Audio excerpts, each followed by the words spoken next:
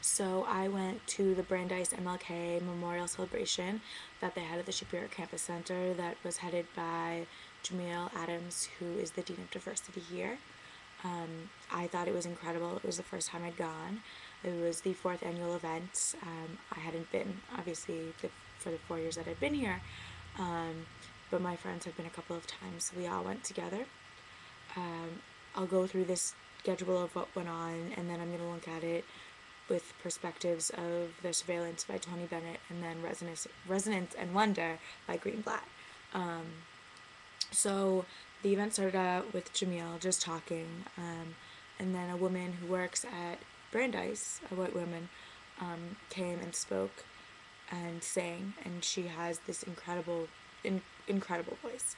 After that, one of the students who goes to Brandeis presented his fraternity Sigma Alpha Phi, maybe, and they did a step routine, which was again incredible. After that, we had a reverend speak who was from Dorchester, who was a very inspirational speaker, and spoke about his life and his experiences and what we can learn from Martin Luther King Jr. After that, we had the runner-up of the MTV's America's Best Dance Crew, either from the first or the second season, performed. They're from Boston originally. And then we ended with the I Have a Dream speech that a junior from Brandeis did.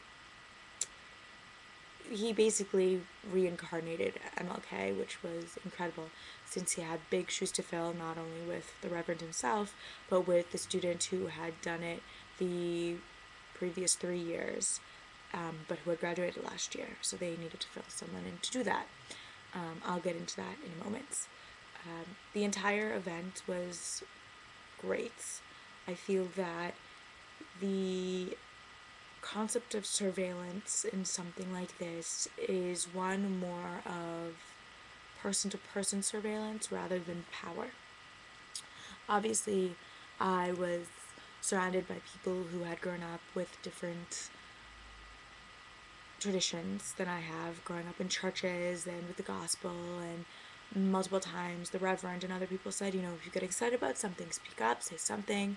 I grew up in a pretty religious synagogue, with an Israeli father and a mother who spent a lot of time in Israel, and he didn't really speak out when you got excited about anything. I left the event thinking that if I'd had a Reverend as dynamic as the one who spoke at the event, then I probably would have kept going to services past the age of 3 or something like that. So I definitely thought that people were surveying each other, not necessarily as a power thing, but more as a way of figuring out how to act and react to situations and dynamics within the events. There were some women who were older, who were African American, who had no problem screaming out exactly how they felt when they heard the person from Brandeis sing or when they heard the Reverend speak. And that really inspired me because I don't think I had the inspiration, I guess, to do so, or the background to. I'm not used to an environment like that. So the environment itself became sort of an institution of power in the sense that the people who were used to this sort of thing definitely were more comfortable than others. What's more interesting with the entire thing is Greenblatt's concept of resonance and wonder. Obviously, this was about resonance. This was about remembering a certain person who changed all of our lives. Even before we were born, the lives we live now are because of him. And the resonance that was brought about by the power in the songs and in the speeches and in the dances was something that was entertaining and gave a wow factor. The dance crew was incredible, but they were a dance crew. And yes, they had some of MLK's words in their dancing, but it was mostly a wow factor. It was mostly the experience of wonder, of just seeing people do things with their bodies that you could never even think of doing. I think that the same thing happened with the Reverend, though a little more resonance perhaps, because he spoke a lot about his childhood. The one event during the entire program that I think really shows the concepts of resonance and power, resonance and wonder, was the MLK speech done by Junior Brandeis. It was the last thing to come up. He was in a class with one of my friends about a year ago, and so she knew his persona, she knew how he spoke, how he stood, those sort of things that you kind of get when you get to know someone. And he had completely transformed himself. He walked out there, somber face, power in his body, and when he opened his mouth, he must have studied the MLK speech over and over again, because his dictation and his word usage, is the way in which he formed the words with his mouth.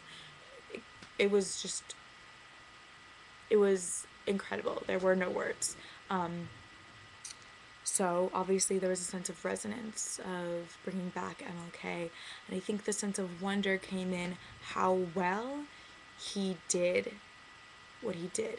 He brought himself to be as if he were MLK, but also brought it into something else. I also think the speech has a lot to do with resonance and wonder.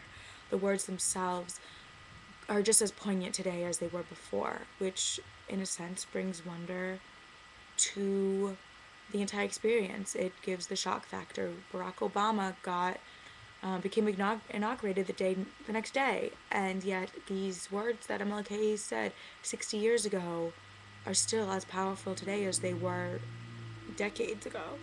And I think between that and hearing someone so diligently learn the speech and then perform it to others just shows the type of respect that it has, because it has both aspects. It has the resonance aspect and it has the wonder aspect.